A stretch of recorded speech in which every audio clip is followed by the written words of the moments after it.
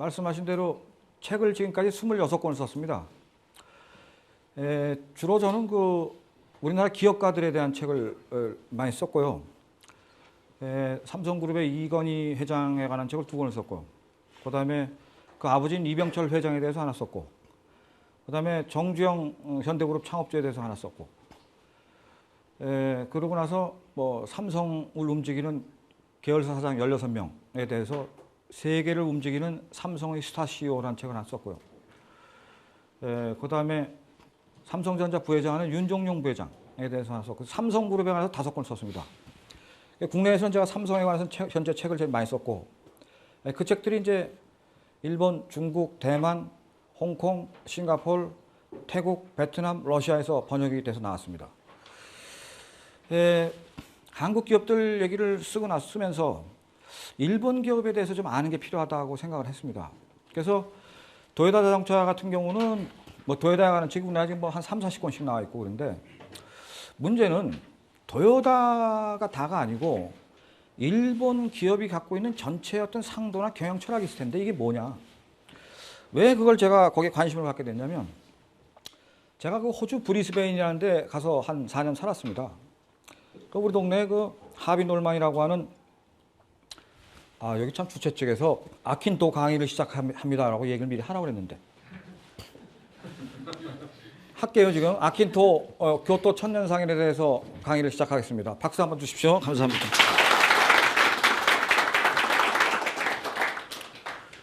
저희 동네 브리스베인에 하비 놀만이라고 하는 이 프랜차이즈가 있습니다.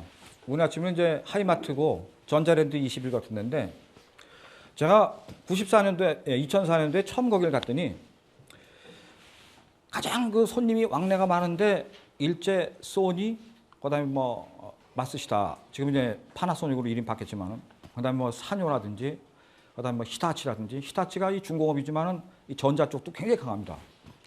그다음에 일본의 JVC라고 있죠. JVC 오디오 회사, JVC라든지, 빅타라든지 이런 일제 상품들이 노트북, 그다음에 LCD 테레비, 그다음에 휴대폰 이런 게 중심에 딱 일제가 포진하고 있었어요. 2004년도에. 그러니까 삼성하고 LG는 양쪽 구탱이가 있고. 굉장히 기분 나쁘더라고요. 근데 2005년 여름에 딱 갔더니 갑자기 일제가 딱 끝으로 밀려나고 삼성, LG의 LCD 테레비가 딱 들어왔어. 그다음에 노트북도 삼성하고 LC게 딱 나왔어. 근데 문제는 값이 더 비싸. 메이드 인 코리아가 재팬보다. 그래가지고 판매원을 불러가지고 야 이거 몇 달 전까지만 일제가 여기 다 들어와 있었는데 왜 일제는 저쪽을 밀려나고 삼성하고 LG께 여기 들어와 있냐 그랬더니 갑자기 올 초부터 삼성, LG 바람이 불기 시작하더니 일제가 찾는 사람이 죽었다. 그래서 우리 입장에서는 잘 파는 상품을 제일 좋은 데 갖다 놓을 수밖에 없었다. 그래서 그게 들어왔다는 거예요. 근데 값이 더 비싼데 잘 팔리냐 했더니 잘 팔린다는 거예요. 이게 2005년 봄부터 나타난 역전 현상입니다. 통계적으로 봐도 지금 소니가 삼성전자한테 지금 형편없이 밀리고 있죠. 그러니까 이 가게에서 이 마케팅, 판매를 하는 사람들은요, 그러한 징후를 빨리 읽습니다. 그게 2005년 봄부터 시작된 현상입니다. 제가 싱가포르에 가서 싱가포르를 돌아다닙니다. 홍콩과 싱가포르는 객관적 시장입니다. 그래서 이게 무슨 얘기냐면 자국 브랜드가 없는 시장이죠. 홍콩이나 싱가포르에서 LCD 테레비 만듭니까? 반도체 만드는 거 없잖아요. 휴대폰도 못 만듭니다. 그러니까 홍콩, 싱가포르는 좋은 품질, 잘 팔리는 제품 위주로 디스플레이를 하게 되어 있습니다. 거기 가도 똑같은 현상이 나타나고 있습니다. 삼성, LG가 매장에 가장 좋은 곳, 일본 말로 그거 보고 승부처라고 합니다. 승부처. 승부처에는 가장 잘 팔리는 물건을 갖다 놓는데 홍콩이나 싱가포르도 그런 현상이 왔다. 모스크바를 가니까요. 크레물린 궁 앞에 러시아 호텔이라는 호텔이 있습니다. 방이 1760개입니다. 지금까지 제가 전 세계를 다니면서 호텔을 잡은 중에서 그 호텔이 제일 컸던 것 같습니다. 1760개니까 그 호텔 안에서 길을 잊어먹습니다. 너무 커가지고. 밤에 잠을 자는데 새벽 2시에 창밖이 번쩍번쩍하고 잠을 잘 수가 없어요. 게다가 화가 나가지고 웬 놈의 나이트클럽인 말이야. 새벽 2시까지 영업을 하냐. 그리고 카텐을 확 걷어젖히고 바깥을 봤더니 나이트클럽 불빛이 아니라 삼성전자의 대형 네온사인이 24시간 크레물린궁 앞에서 돌고 있는 겁니다. 그래서 제가 그걸 보고 빤스바람에 박수를 치고 잤습니다. 인도에 갔더니요. 인도도 지금 LG가 아주 강세입니다. 무지무지하게 LG가 셉니다. 거의 뭐 에어컨은 LG가 전 세계를 다 쓸고 있다시피 한데 삼성이나 LG가 인도에서 약진하고 있죠. 그러니까 우리는 형제는 단 둘이라 삼성하고 LG 둘이 나와서 뜁니다. 펜테큐리텔이 좀 나왔다 지금 펜테큐리텔이 이제 거의 뭐 끝났고 일본 쪽에서는 삼성 LG가 딱 나오면 저쪽에서는 소니, 사뇨, 파나소닉, 뭐 JVC 해갖고 한 10개 회사가 동시에 나옵니다. 그래서 10대 1로 전쟁을 합니다. 근데 한국 애들이 워낙 잘 싸워. 제가 봐도. 어떻게 그 인구도 몇만도 안 되는 데서 지난번에 야구도 일본하고 무려 5번이나 가다가 결국은 우리가 준우승하게 말했지만은 일본 애들은 인구가 1억 2천만 아닙니까? 우리는 4,700만인데. 근데 우리가 워낙 잘하잖아요. 그러니까 삼성, LG 둘이서 형제가 용감하게 나가서 일본에서 나온 한 10개 세계적인 글로벌 기업들을 싸워서 이기는 겁니다. 근데 이제 문제는 지금 작년 2월부터 이제 역전 현상이 기술적으로 나타나고 있습니다. 예를 들면 LCD 텔레비는 샤프가 기술적으로 앞섰습니다. 이거 우리가 인정해야 됩니다. 지금 일반 사람들은 몰라서 그렇지 LCD 텔레비의 크기 전쟁에서는 샤프가 지금 앞섰습니다. 그다음에 반도체는 아시다시피 삼성이 워낙 잘하고 있었는데 일본의 5개 메가 브랜드하고 대만의 2개의 메가 브랜드가 합쳐서 새로 지금 회사를 하나 만들려고 했죠. 그러니까 타도 삼성이죠. 일본의 도시바 사장이 삼성의 최대의 그 반도체 라이벌인데 문에 춘춘하는 일본 잡지를 보면요. 6개월 간격으로 삼성 타도를 외치고 있습니다. 그러니까 삼성전자 잡으려고. 그러니까 삼성 쪽에서는 자신 있다 아직은. 기술적으로 앞으로 1년은 껐다 이렇게 얘기를 하죠. 그러나 이게 언제까지 갈지 모릅니다. 우리가 세계 가전시장이나 세계 자동차 시장에서 전쟁을 하는 걸 보면은 미국의 제너럴 일렉트릭은 망한 회사입니다. 근데 끝났습니다. 미국의 GE를 빼고 나서 뭔 가전이 있습니까? 아마 댁에서 GE의 냉장고 쓰시는 분, 텔레비 쓰시는 분 없을 겁니다. 우리 어렸을 때는 했죠. 월풀 냉장고 집에서 쓰시는 분은 없을 겁니다. 그러니까 미국은 가전이 끝난답니다. 자동차도 GM 자동차 망하기 직전에 와 있습니다. 포드도 망하기 직전에 와 있습니다. 반면에 일제히 도요타 약진하고 있습니다. 혼다도 덩달아서 약진하고 있습니다.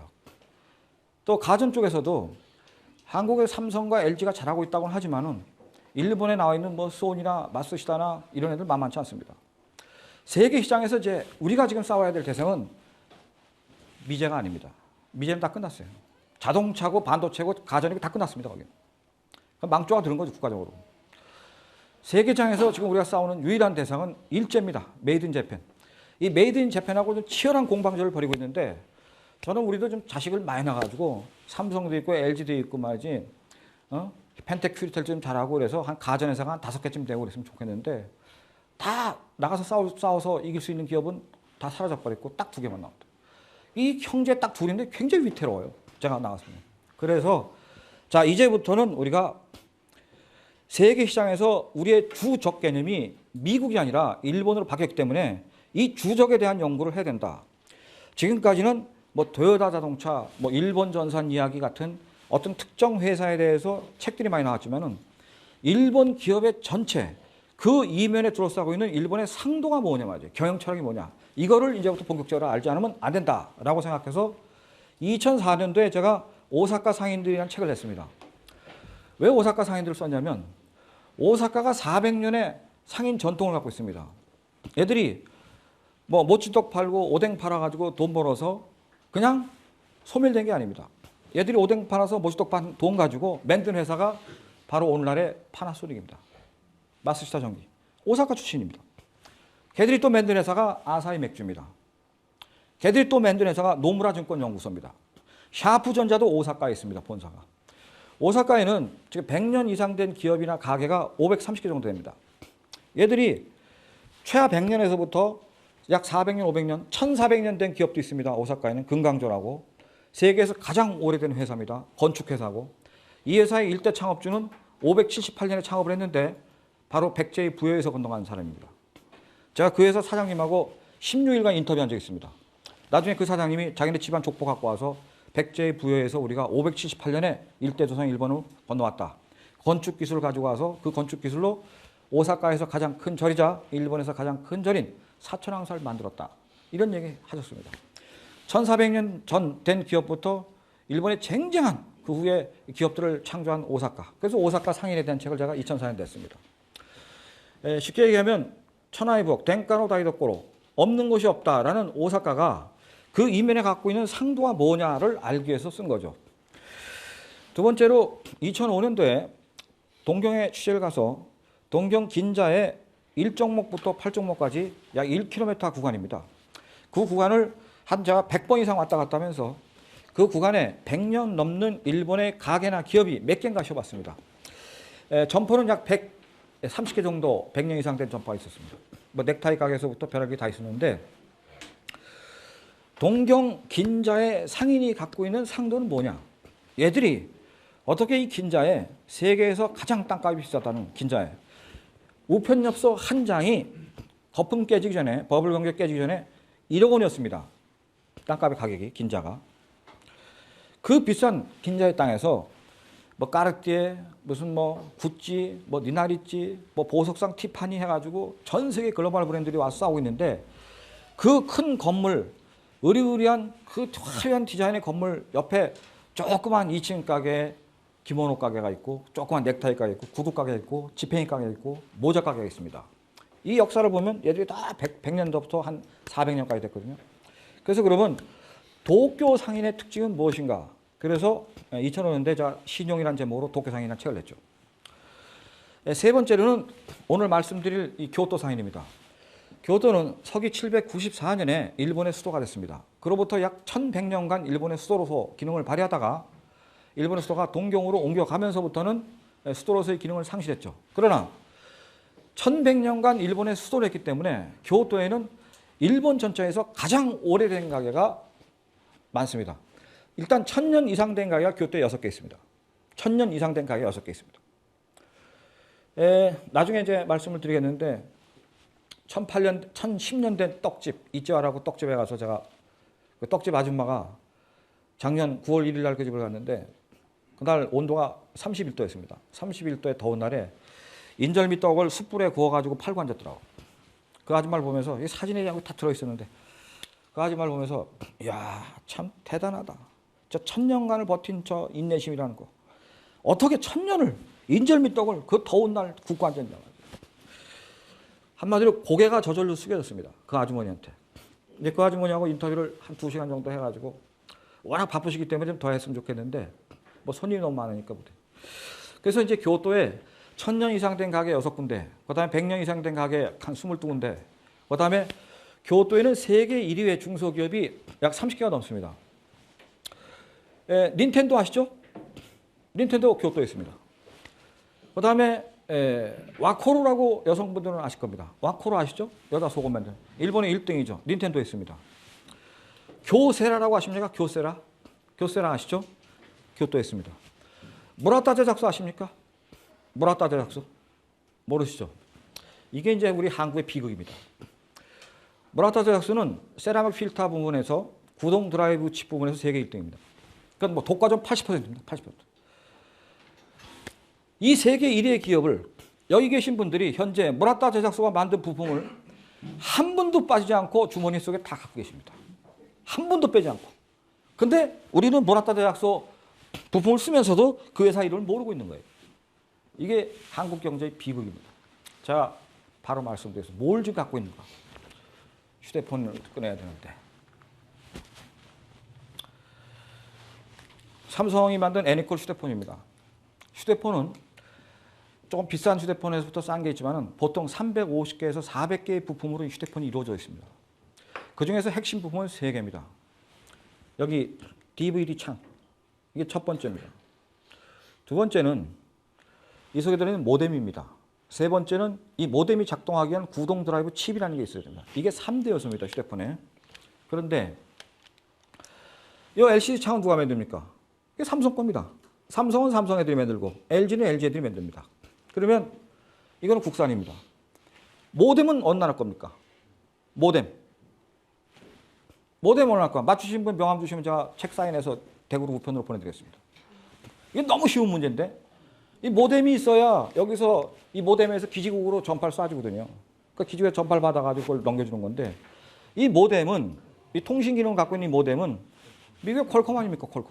퀄컴이죠. 삼성전자가 1년에 미국의 퀄컴에 주는 로열티가 1,500억 이상입니다. 부품값 빼고 로열티만 1,500억 이상 주고 있습니다. 매년. 자, 그러면 제가 전화를 하기 위해서 띵띵띵띵 010-3336-5823 딱 누릅니다. 그러면 이 번호를 취합해가지고 이 취합한 번호를 모뎀으로 보내주는 기능이 있어야 됩니다. 그게 구동 드라이브 칩이라는 겁니다. 이 구동 드라이브 칩은 전 세계 80%가 바로 무라타 제작소입니다. 무라타 제작소입니다. 나머지 20%만 다른 회사가 만들죠. 그 다른 회사도 일본에 니치합니다. 결론적으로 하면 구동 드라이브 칩은 전 세계 100%가 일제라는 겁니다. 무라타 제작소 80%, 나머지 20%가 일본의 니치야. 그럼 한국 사람들은 이걸 쓰는데 무라타 제작소 부품이 이 안에 들어있지만 모릅니다. 그래서 우리나라가 지금 삼성이 작년에 이거 2,200만 대 만들었다 이게. 만들었는데 삼성이 만드는 거 이 중에 몇 퍼센트 있겠습니까? 이 껍데기하고 LCD 창하고 허접스러운 기능 몇 개만 주면 이 부품의 15%가 일제입니다. 칼라링, 지금 저 칼라링 하셨죠? 이 칼라링 음원 소스가 어느 나라 건지 아십니까? 일본의 야마하입니다. 야마에서 이미 로얄티 다 지금 받아가고 있습니다. 작년에 우리가 부품으로 대일 무역 적자가 300억 달러가 났습니다. 이 300억 달러가 전부 부품 때문에 나는 겁니다. 삼성이 2,200만 대를 만들어서 팔았는데 이거를 더 팔면 더 팔수록 대일 무역 적자는 더 늘어나게 되어 있습니다. 왜냐하면 부품을 계속 살았어야 되니까. 칼라링, 야마하에 돈 줘야지. 구동 드라이브 칩, 무라타에 돈 줘야 됩니다. 따라서 이 기업이 지금 교토에 버티고 있는데 이런 기업들의 실상을 모릅니다. 교세라가 역시 세라믹 필터 부분의 세계 1위입니다. 세계적인 기업이죠. 교세라는 교토에서 거의 막 두째가라면 서러울 정도로 매출도 10조가 넘는 큰 기업입니다. 이 기업은 이제 미국의 화성 탐사선이 달나라를 화성을 갈 때 이 대기권을 박차할 때 그 온도가 몇 도쯤 된다고 생각해요. 이 로켓가 대기권을 박차고 나가야 되거든요. 대기권 진입을 못해서 깨지는 경우가 거의 많습니다. 이걸 박차고 나가는 게 가장 중요한 기술입니다. 대기권을. 대기권을 박차고 나갈 때 마찰열이 5,500도입니다. 포항제철에 가서 제가 지난주에 강의할 때 물어봤습니다. 포철에서 5,500도의 열에 녹지 않는 쇠 만들 수 있냐 했더니 절대 불가능. 현재 기술로는 안 됨. 그건 전 세계가 다 안 됨. 딱 그러더라고요. 포철에서. 쇳덩어리는요. 5,500도의 마찰열에 어떠한 쇠도 다 녹기 때문에 여기에 세라믹을 쏴줘야 됩니다. 소위 자기로 쏴줍니다. 도자기로. 이 기술을 교세라가 가지고 있습니다. 아주 독보적인 기술이죠. 달나라 가는 화성 탐사선 부품의 15%가 일제입니다. 그것도 핵심 기술로만. 교세라가 이런 대단한 기술을 갖고 있는데 저희가 교세라의 안방을 점령했습니다. 교세라 회장이 이나모리 가스오입니다. 이나모리 가스오의 부인이 누구냐면 혹시 씨 없는 수박을 만든 우장춘 박사라고 아십니까? 우리 사장님 아시죠? 우리 대표님께서는 우장춘 박사라고 어렸을 때 씨 없는 수박을 만든 우장춘 박사의 딸이 교세라 회장 이나모리 가스오의 마누라입니다. 그러니까 우리 한국 여자가 교세라의 회장하고 결혼했으니까 교세라의 안방은 우리가 점령한 겁니다. 그래서 이나모리 가스오 회장 사모님 만나면 꼭 부탁드리고 싶습니다. 자식들을 잘 가르쳐서 한국인으로 좀 만들어다오. 그리고 그 회사를 좀 한국으로 좀 통째로 좀 갖고 들어와다오. 그게 바로 애국하는 길이다. 우장춘 박사의 아버님은 우범선이라고 민비 시해 사건에 앞장섰던 사람입니다. 그러니까 그때 조국에 진 빚을 손자들이 좀 갚아다오. 자, 오늘 이제 첫 번째로 이 파워포인트가 한동안 대단히 유감이지만 교토에 제가 취재를 갔습니다. 작년 2월이었습니다.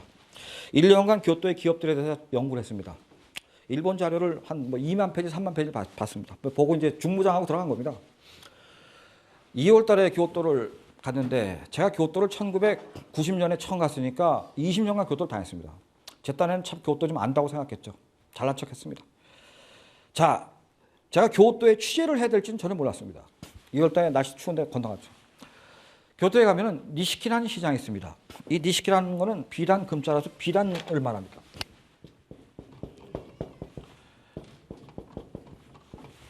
이거를 일본말로 니시키라고 있는데 이 시장이 생긴 것은 서기 1603년입니다. 도쿠와 이에야스가 풍신수기를 무찌르고 1603년에 천하통일을 하고 난 다음에 교토에 이조성이라는 성을 짓습니다.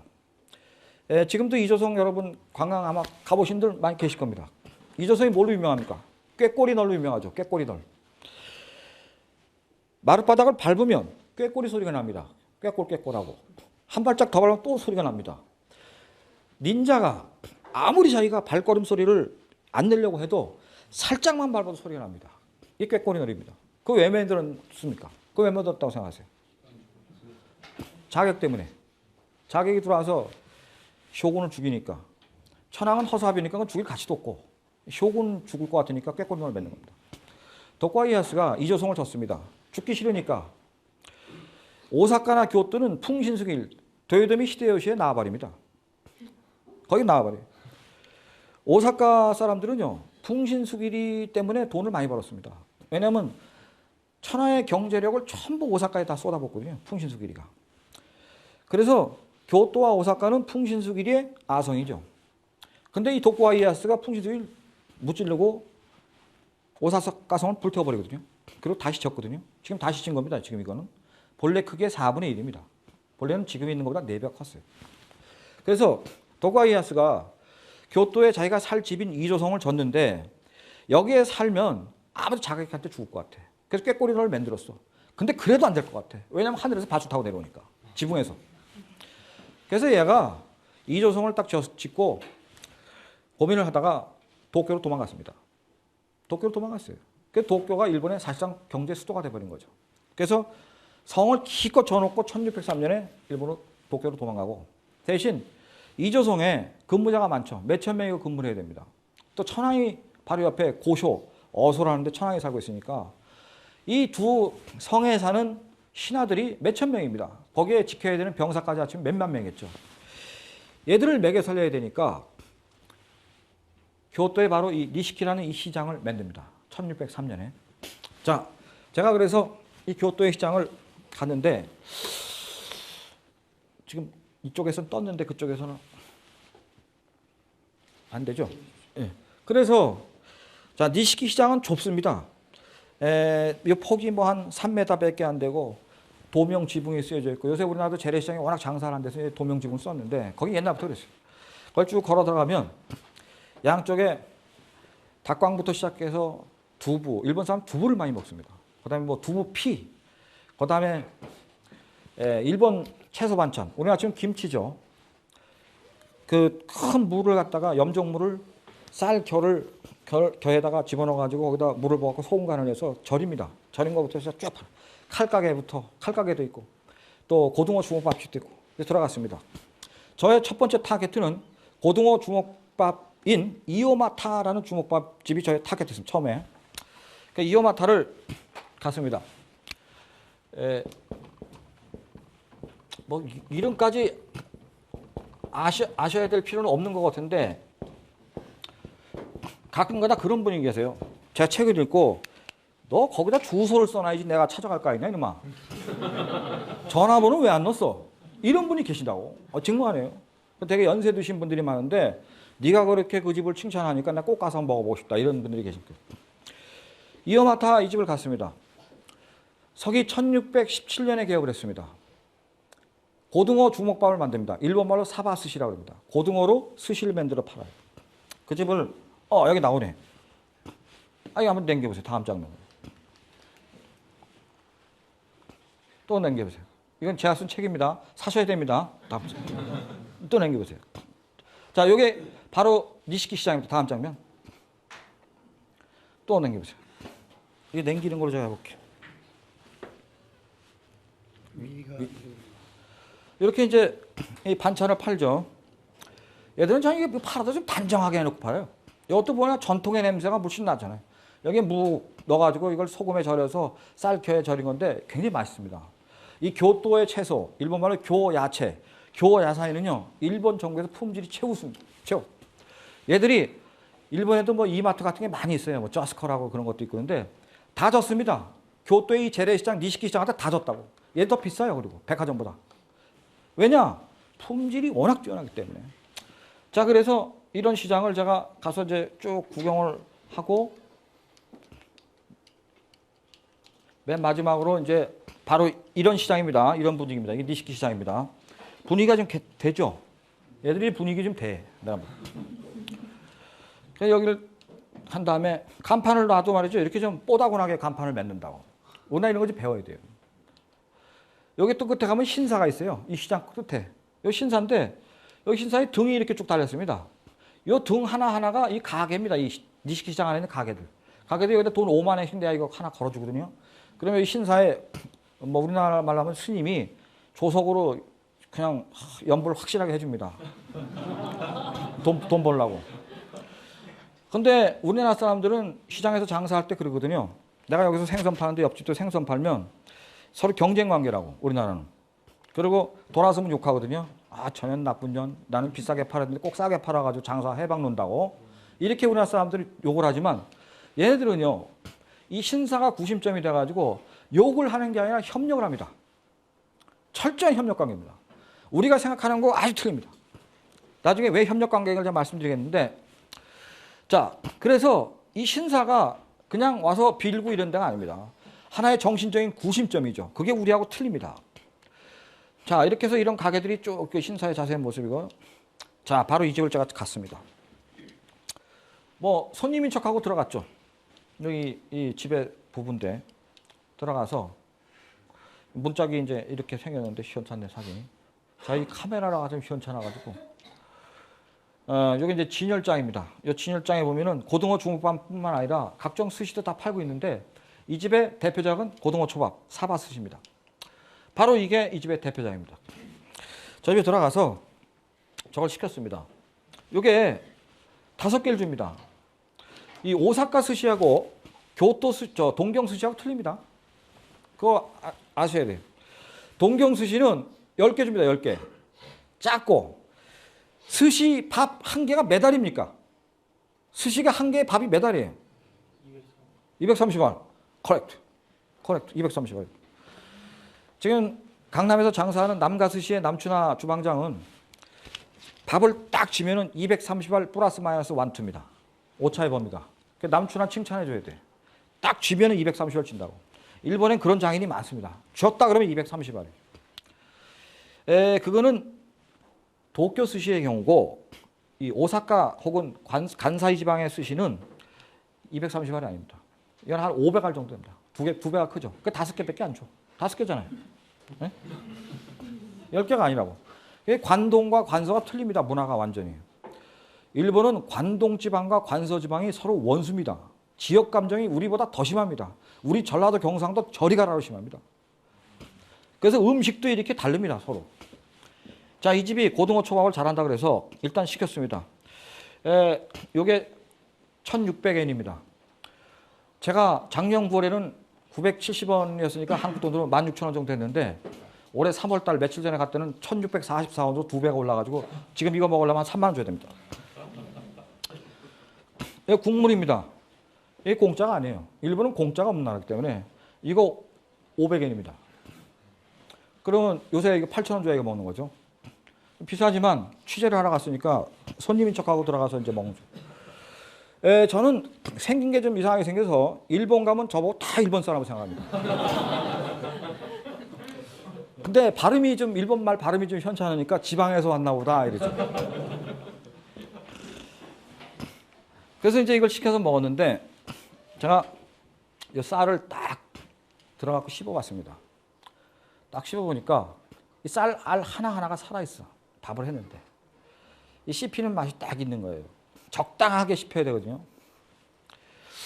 아, 이게 좀 한다 그랬더니 진짜 하네. 내가 딱. 그래가지고 요걸 하나 이제 딱 들어서 이제 먹어봤어요. 일본 음식이 사실 한국 음식보다 좀 짜요. 왜냐하면 날이 덥기 때문에 염분을 많이 넣습니다. 그러니까 우리나라 사람들은 짜고 맛이 없다고도 생각할 수 있어요. 그러나 이거 한국적 관점입니다. 일본적 관점에서 보면 퍼펙트해 맛이. 그래서 이걸 딱 먹고 나서 본색을 드러냈지. 사장님 잠깐 얘기 좀 할 수 없을까요? 사장님 왔어요. 바로 이 사람인데 내가 지금 당신네 집에서 스시를 지금 먹었는데 내가 솔직히 얘기해서 한국의 작가인데 취재하러 왔다. 당신네 집에 1617년에 개업한 거 맞냐? 맞대. 지금 22대째 맞냐? 맞대. 당신 이름이 누구냐? 누구 맞냐? 그때 맞대. 도요다 마다 시계거든요. 맞대. 당신 게이오 갖고 있는 대학 경영학과 출신 맞냐? 맞대. 여기까지 제가 조사를 했습니다. 자, 근데 내가 이 당신의 이 스시를 먹어보니까 쌀 아래 향기가 있고 살았고 쌀 아래 단단한 혹은 씹히는 강도의 맛이 살아있다. 한마디로 쌀맛, 밥맛 자체가 놀랍다. 나 이렇게 얘기를 했어요. 일본 쌀이요. 세계적으로 품질 좋습니다. 제가 브리스벤에 살 때 슈퍼에 가면은 한국 쌀, 일본 쌀, 호주 쌀, 미국 캘리포니아 산 거 이렇게 네 종류를 팝니다. 그러면 브리스벤에 우리 교민이 5천 명 사는데 정말 유감스럽게도 한국 쌀을 사 먹는 교민이 한 명도 없습니다. 한 명도 없어요. 우리나라 쌀 중에 제일 좋은 게 이천에 있는 임금님표 쌀이거든요. 20kg 한 푸대에 56,000원입니다. 이마트에서 가면. 저희 집이 그것만 사다 먹었는데 어느 날 그 딱 먹으니까 맛이 갑자기 이상해졌어. 그랬더니 그 다음날 텔레비에 나오더라고. 이천에 있는 임금님표 쌀이 전라남도 무안에 있는 쌀을 사다가 갖다 부었다고. 이런 도둑놈들이 있으니까 안 된다고.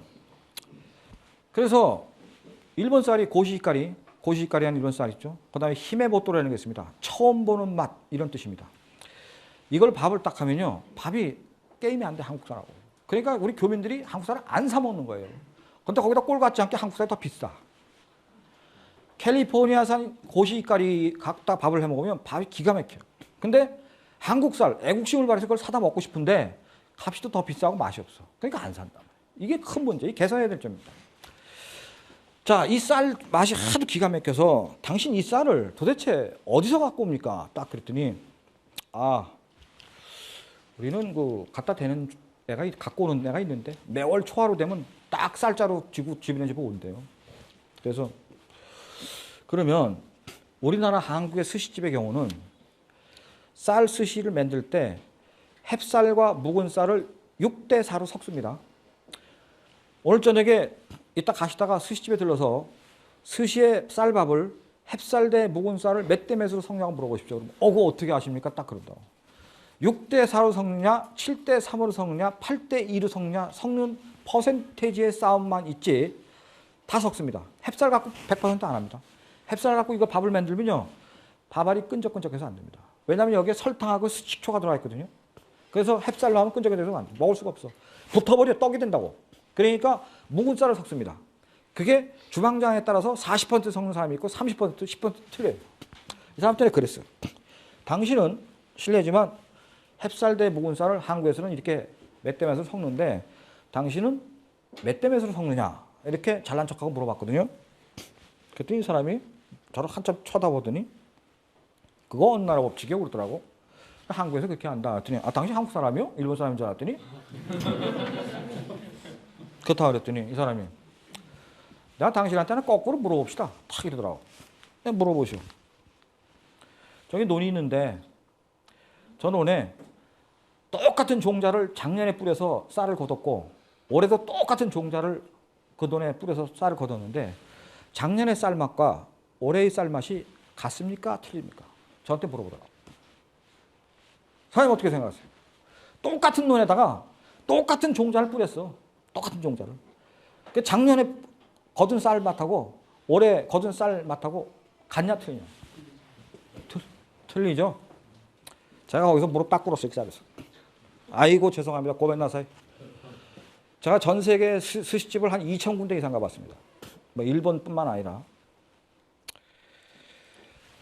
그 사람 말을 듣는 순간 아이고 내가 지금까지 인생 헛살았구나. 2,000개 스시집 헛땡겼구나 이런 생각이 딱 들더라고요.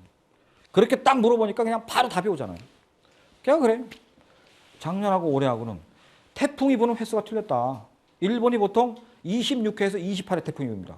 그럼 어떤 애는 20번 부는 해도 있고 어떤 애는 30번 부는 해도 있어요.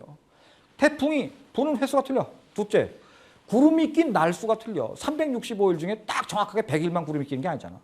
그 해마다 틀리죠. 비가 오는 강우 일수가 틀려. 그 다음에 햇빛의 강도가 틀려. 이게 다 틀린데 어떻게 작년과 올해 게 같을 수 있겠는가. 그리고 당신이 얘기한 8대2, 6대4, 7대3이라는 법칙은 이게 어떻게 성립이 되느냐 이거야. 해마다 생산되는 쌀맛이 다 틀린데 할 말 없잖아요. 그래서 내가 야 일본 놈들이 400년 동안 여기서 주먹밥을 만들어 팔았다 그러더니 역시 뭐가 다르긴 다르구나. 거기 느꼈어요. 그럼 이 사람이 그럼 내가 거꾸로 그럼 너는 어떻게 하는데? 그랬더니 우리는 이렇게 한다. 정월 매월 초하룻 날 우리 집에 거래하는 쌀 도매상이 있는데 우리가 거래한 지 100년 됐다. 100년. 얘들은 입만 뻥긋했다면 100년이야. 100년 얘는 또 이런 집도 있었어요. 동경에 있습니다. 국어당이나 문방구인데 일본 천황가가 거기서 이 문구용품을 사는 집이 있어요. 1687년에 개업했거든요. 내가 처음에 가가지고 주인한테 그랬어. 사장님, 개업 언제 하셨어요? 그랬더니 와래 끼시가 쩌이단다요. 와, 우리는 역사가 너무 짧아서 이래. 그래서 그러면 한 100년 됐나 보다 그랬어요. 그랬더니 우리가 1689년이던가 개업이 이래. 그건 무슨 장 오래된 거 아닙니까? 그러다가 그거 오래된 거 아니에요? 내가 딱 그랬어요. 그랬더니 사장님이 에이 그게 뭐 오래됐어. 얼마 안 된 거야 일본에서는 딱 그래. 그래갖고 제가 이런 말을 했습니다. 겸손이 지나치면 오만이다 라는 한국 속담이 있다. 300년 됐는데 짧다 그러면 오만이다. 내가 그랬더니 뭐? 야, 옆집은 800년 됐어. 토라에라는 떡집이 바로 옆에 있거든요. 1241년에 개업했어요. 1241년. 그러니까 자기가 짧다는 게 맞는 얘기더라고. 왜 겁나지? 한마디로 일본 새끼들 상대로 겁난다니까. 이 처음에는 얘네들 일본말이 야사시하고 부드럽고 겸손하지만 속내로 들어가면요. 강철보다 강한 자존심을 갖고 있습니다. 속으로 딱 들어가면요. 한국, 조선진 바로 불러요. 실력이 안 된다는 거 알고 있어요. 이 집도 마찬가지. 그래서 얘가 쌀 장사가 쌀을 딱 갖고 와. 100년 거래를 했어요. 딱 갖고 둘이 쌀을 딱 들어갖고 한 알씩 씹어본대요. 쌀알을 딱 들고서. 그런데 야 이거 지난달에 온 거보다 향이 너무 강한 거 아니야? 이게 지난달 거보다 이 수분이 더 많은데? 이런다는 거예요. 서로 앉아가지고. 그러니까 이 100년 여기다 쌀 갖다 납품한 이 쌀 장사도 보통 놈이 아니죠. 왜냐하면 매달 100년을 넣어보세요. 4대 5대를. 그 장사 한두 번 해봤거든요. 이어마타? 그 집은 수분의 양이 어느 정도고 향이 어느 정도라는 걸 딱 알고 들어오는데. 그래서 딱 먹어서 보통 때 우리 항상 지금까지 22대 400년간 해온 그 쌀 맛이다 라고 하면 그냥 밥을 줘서 물건을 만들어 팔지만은 그게 아닌 것 같다. 이번 쌀은. 그러면 받고 다시 갖고 와라. 그러니까 두 번째 다시 딱 갖고 와라. 근데 두 번째 갖고 온 것도 또 아닌 것 같다. 그러면 다시 받고. 세 번째에서 받고 먹잖아요. 100년 거래 끝. 그때는 의리고 나발이고 다 필요 없어. 인정 이런 거 없습니다. 품질 최우선이기 때문에 뭐 100년 동안 우리가 뭐 조상대대로 친구고 뭐 조상대대로 뭐 협력 관계니까 우리는 제가 힘들 때 도와준다 이런 거 없습니다. 품질이 해당 사항 없으면 그냥 끝이에요. 그래서 자기네는 쌀을 그렇게 한다. 쉽게 얘기하면 절대 미각을 갖고 있다는 거죠. 혓바닥에. 절대 미각. 맛의 기준을 딱 갖고 있다는 거죠. 이게 무서운 거죠. 400년간 절대 미각을 가져온 힘이 이어마타 있다. 두 번째는 자 이게 생선 고등어입니다. 이걸 딱 먹어보니까 고등어가 일본 이 교토의 명물 음식이거든요. 이 사바스시가 아주 대표적인 3대 음식이 들어갑니다. 사바스시하고 오반자이라고 교토 야사이 채소로 만든 반찬하고 그다음에 교토의 탕두부 두부가 이 교토의 3대 명물 요리인데 이걸 고등어 요리를 기가 막히게 잘합니다. 일본 애들이. 우리 한국에서 고등어 요리라는 건 기가 고등어 구이, 뭐 고등어 무조림 이 정도인데 얘들은 진짜 종류가 많아. 근데 무지하게 맛있어. 근데 어쨌거나 이걸 딱 먹어보고 생선 맛도 뛰어나다. 당신네 이 생선은 어디서 갖고 오냐? 딱 그랬더니 그거 사연이 많았다. 뭔 사연이 많았냐? 그랬더니 원래 우리는 1970년도까지는 교토 근처에 있는 바다 오바마라는 해안가에서 생선을 고등어를 사다 썼다. 그런데 70년대가 넘어서면서 교토의 앞바다가 오염되기 시작했다. 공장들이 많이 들어오면서. 따라서 민감하게 그걸 알아낸 겁니다. 바닷물이 오염됐다는 걸. 그래서 그때 이 사람이 자기네가 평소에 팔던 그 고등어 맛을 유지하기 위해서 교토의 바다에서 나는 건 사양하고 북해도를 갔대요. 제가 북해도. 이 고등어와 똑같은 걸 찾으러. 북해도 가가지고 맛을 봤는데 북해도 쪽이 아무래도 그 오염이 안 됐기 때문에 굉장히 신선합니다. 다 좋은데 다 만점인데 지방의 맛이 약 3% 정도 더 강한 것 같다. 우리가 교토에서 잡히는 것보다. 그러니까 그걸 아는 미각이 대단한 거야, 이놈이. 나중에 술도 안 먹고 담배도 안 피더라고. 왜 술, 담배 안 하냐 했더니 미각을 버린다는 거예요. 술, 담배 하면. 그래서 얘가 이건 아니다. 다 정확한데 3% 다르다는 거예요. 그래서 알라스카를 갔답니다, 제가. 알라스카에 가서 고등어를 또 사가지고 딱 저걸 만들어 봤는데 알라스카 것도 좀 다르다. 그건 북해도보다 더 달라서 한 5% 정도 다르다. 그 다시 집으로 와가지고 큐슈 남쪽으로 내려갔다는 겁니다. 그래서 큐슈 근처, 시모노세키 근처에서 잡히는 고등어를 사가지고 만들었다는 거예요. 만들었는데 이것도 또 아니라는 거예요. 마지막으로 간 데가 대마도였습니다. 대마도, 스시마, 부산 앞에 있는.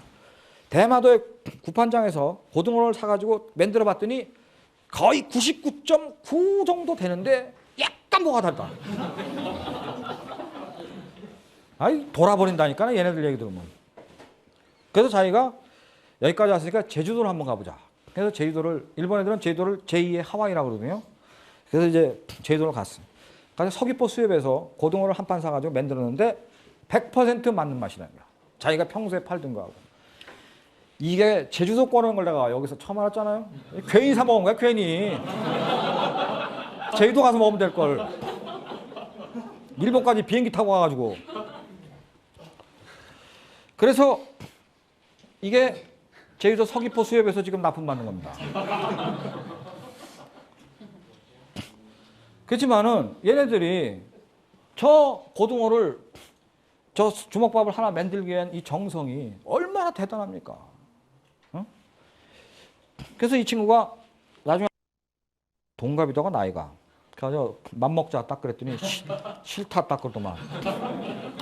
일본은 그런 거 없어요. 뭐 술 먹고 한국처럼 룸사롱에서 뭐 폭탄주 한 대잔 돌리고 야 지금부터 친구하자 형 동생 합시다 이거 없어요. 거기 해당 사항도 그런 식으로 일본에 가서 비즈니스 하면 그거 바로 깨져. 바로 이 사람이 내가 야 너 고등어 몇 센치짜리 쓰냐 물어봤더니 30cm 전후라고 그러더라고. 그럼 자료 재서 보여줘. 진짜 30cm인지. 35cm도 있을 거 아니냐? 그랬더니 보여줄게. 거기 가서 30cm라고 지금 자료 재서 보여주는 겁니다. 30cm 전후의 것이 가장 맛이 좋기 때문에. 거기보다 커지면 맛이 없습니다. 네? 그냥 30cm 전후의 것을 쓰는 거예요. 서귀포 수협에서 난다고 무조건 다 맞는 게 아니에요. 그 중에서 30cm 딱 전후. 그렇게 해서 이제 이 사람이 이제 만드는 과정을 제가 디카로 찍었습니다. 이거는 이 집의 우물인데요. 이 교토가 분지거든요. 교토가 분지다 보니까 산이 뺑 돌아서 있기 때문에 교토의 지하수가 굉장히 풍부합니다. 그래서 교토의 지하수를 컵으로 떠서 딱 먹어보면요, 정말 놀랍게도 설탕을 푼 것 같은 맛이 납니다. 난 전 세계 다니면서 그런 물만 나는데 여기밖에 없어요. 이 집이 우물인데 얘네들은요 수돗물을 안 씁니다. 특징이 이거는 교토에 있는 상인 전체가 다 그렇습니다. 수돗물 쓰는 집이 하나 없고 자기네 집에서 난 지하수를 되게 다 씁니다. 음식을 만들 때. 그래서 맛이 틀립니다. 그런 우리가 월계관 청주라고 우리 한국에도 지금 들어와서 있는 청주집, 그 집도 지하수를 씁니다.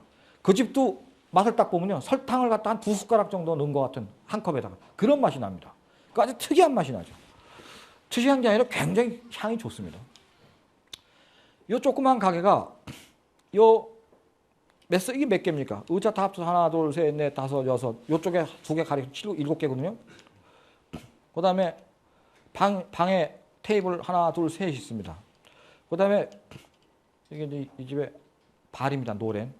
있는데 전체 몇 석이냐면 23석이 23석. 다 23석인데 다 그랬어요. 야, 당신 내가 지금까지 먹은 사바스 중에서는 100점인데 돈 많이 벌었냐? 그동안에. 400년 했으니까 많이 벌었지 않겠냐? 그러면 프랜차이즈를 해라. 프랜차이즈 떼돈 번다. 한국에 놀보복삼이라고 있는데 이 아줌마가 87년에 신림동 사거리에서 테이블 2개 놓고 5평짜리 가게에서 보쌈 팔았는데 작년에 5,500억을 팔았다. 전국에 프랜차이즈 1,200개 갖고 있다. 그런데 그 아줌마 학력이 국졸이다. 넌 대졸아이냐 그래도. 경영학과 나왔거든요. 너 빨리 프랜차이즈 하라. 그러면 떼돈 번다. 한국. 그래서 이 사람 딱 뭐라 하냐면 떼돈 벌고 싶지 않다. 딱. 왜? 딱 그랬더니 바로 너같이 우리 집에 와서 프랜차이즈 하라고 온 놈이 수도 없이 많았다. 특히 에키벤, 교토나 일본의 철도에 가면요 역변도라는 게 있습니다. 그 역변도가 산더미 같이 싸놓고 팝니다. 그 일본 사람들이 사가지고 신칸센을 타고 동경 갈 때 그걸 사갖고 기차 안에서 먹습니다. 시간을 아끼기 위해서. 작년에 동경역에서 역변도가 760만 개가 팔렸습니다. 하루에 2만 개씩 팔렸고. 교토역에서 300만 개 이상이 팔립니다. 1년에. 그러니까 하루에 1만 개씩 팔려요. 역변도가. 그래서 교토 역변도는 굉장히 품질이 높습니다. 값이 또 비싸고. 역변도 하나 값이 2,800엔짜리가 있습니다. 어마어마하게 비싼 거죠. 거기에 납품을 하면 떼돈을 벌 수 있다는 걸 자기가 안다. 그리고 왔었대요. 그 사람. 와가지고 하루에 많이는 넣지 말고 300개씩만 넣어달라. 그러면 10,000원 정도로 쳤을 때 개당 300개면 300만 원이죠. 하루에 300만 원을 납품하는 겁니다. 한 달이면 9천만 원이죠. 1년이면 10억 8천만 원이 됩니다. 납품이. 그럼 마진 한 30% 빼도 7, 8억 정도의 납품처가 생기는 거죠. 이 사람이 그걸 사양했다고 하더라고요. 왜? 왜 사양했는데? 돈을 벌 수 있는데. 그랬더니 내가 지금 방금 네가 먹은 스시는 내가 그 자리에서 만들어 준 거다. 그거 지금 바로 만들면 맛있다. 그런데 역변도에 납품을 해서 300개가 갔는데 변도의 유통 시간은 8시간이거든요. 정확하게 8시간입니다. 8시간 1분이 경과했을 때 바로 폐기 처분해야 됩니다. 일본은. 그걸 어기면 영업정지예요. 영업정지입니다. 그러면 고등어라는 거는 가장 부패가 빠른 생선이다. 그런데 이 생선이 내가 역변도에 딱 납품을 해서 1시간 내에 먹은 사람은 맛이 같다. 우리 집에서 먹은 거하고. 근데 재수없게 7시간 58분이 경과했을 때 그 역변도를 사가지고 기차에 타서 먹은 사람은 방금 전에 내가 만들어준 것 같은 맛이 나질 않는다. 그러면 그 손님은 이요마타상, 이요마타 레키시 뭐 역사 400년, 일본 내 이 지방 최고의 품질이라는데 왜 이게 내가 전에 먹었던 것과 맛이 다를까? 그거는 7시간 58분이 경과했기 때문입니다. 고등어는 시간이 흐르면 흘수록 부패의 속도가 빨라지기 때문에 맛이 달라집니다. 그러면 그 손님은 나에 대해서 어떻게 생각하겠냐? 이요마타 사장, 이놈의 새끼 돈 좀 벌더니 드디어 마탱이가 갔구나. 그냥 엉터리로 막 만들어서 그냥 유통시간 지난 걸 막 팔아먹는구나. 이렇게 할 거 아니냐.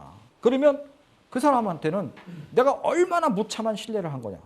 그 손님은 옛날에 그 맛을 자기가 느끼고 싶어서 그걸 일부러 샀을 텐데. 근데 그 손님을 내 배반한 거 아니냐. 돈 몇 푼 벌려고. 그래서 나는 그러한 행위는 할 수 없다. 그러니까 안 하겠다. 그런다 그러면 그러면 역변도 하지 말고 다카시마야 백화점 안에 다른 음식점도 지점 많이 있는데 그것 지점 하나 내라. 다카시마야 백화점 일본 최고 백화점이래. 그랬더니 그것도 생각 없다 딱 그러더라고.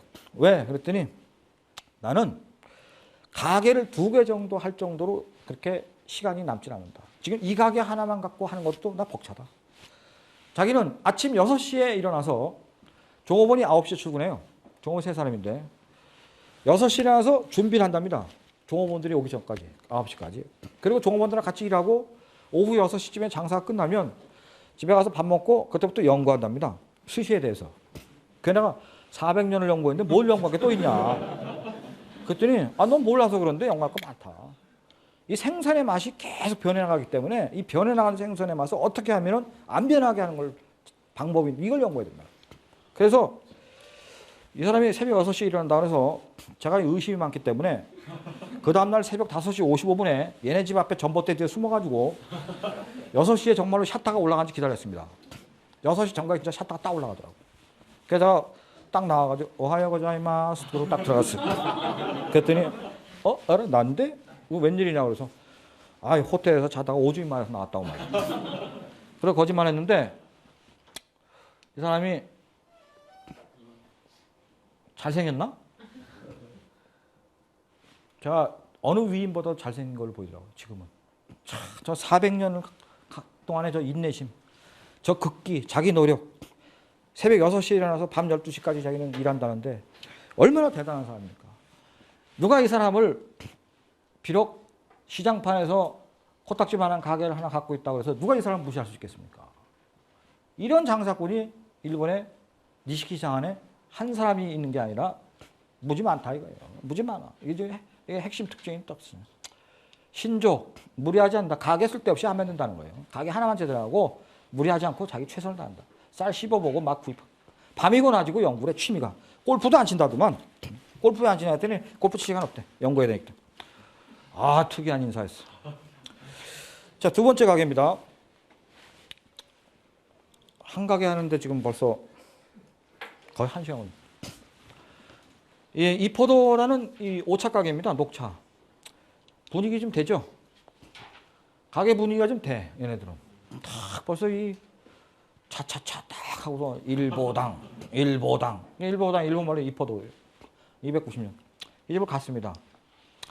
갔더니 이렇게 점장이 된조상이 딱 이렇게 버티고 있고 이 안에 꼭 마치 그 한약방의 약사들처럼 여기서 이 차를 만들고 있어요. 이 풍경이. 그 이 집을 딱 갔더니 여기 여종업원이 저한테 차를 하나 주더라고. 차를 한 잔. 그래서 공짜니까 마셔야지. 딱 마셨어. 딱 마시고 완샷을 뭐 조그만 잔에다 주니까 완샷을 딱 하려고 딱 그랬는데 완샷이 안 돼. 조금 입에 딱 들어가는데 머리가 핑 돌더라고. 그랬고 이건 뭐지? 이게 뭐 쥐약을 줬나 이년들이.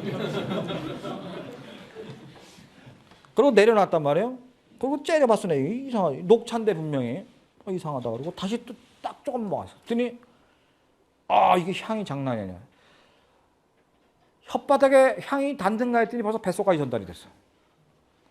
그래서 내가 전 세계에 일본뿐만 아니라 중국에 용종차라고 있습니다. 용종이 저 만주에 있는 용종이 아니고 저 상하이 근처에 있는 용종이었어요. 용종차 중국 10대 차입니다. 용종에 가서 취재하러 거기 가서 이틀 동안 차만 먹은 적도 있는데 교토에 다도도 제가 배웠거든요. 94년도에 교토 가서 무릎 꿇고 다도도 배웠어요. 근데 내가 이런 차를 처음 먹어봐. 그래가지고 얘가 이제 홍보 담당자인데 결국 이제 얘를 불러내서 이제 그때부터 취재가 아니라 취조에 들어갔지. 취조를 하기 시작했는데 내가 제 여자한테 그랬어요. 조금 아까 당시 준 차 이름이 뭐냐? 그랬더니 천하 제일이라는 차다. 덴카노 이치라는 차인데 근데 그 차가 내가 왜 완샷이 안 되냐? 그게. 한국 차는 뭐 태평양 설록차 이런 거는 완샷 아니라 그거는 그냥 병째 먹어도 된다. 근데 왜 완샷이 안 됐더니 그거는 향이 강해서일 것이다. 근데 향이 강한데 특별한 이유가 있다. 근데 그 차가 한 봉다리에 얼마짜리인데 그렇게 향이 좋냐? 그랬더니 그건 좀 싼 건데 34만 원이다.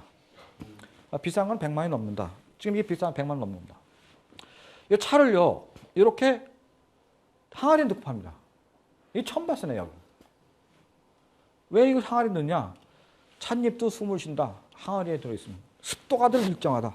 차 맛이 변하지는 않는다. 여기다 놓고 하면. 대신 항아리 값이 비싸기 때문에 싸구려 차는 여기다 넣고 팔 수는 없지만 100만 원 정도 되면 우리가 여기다 넣고 판다.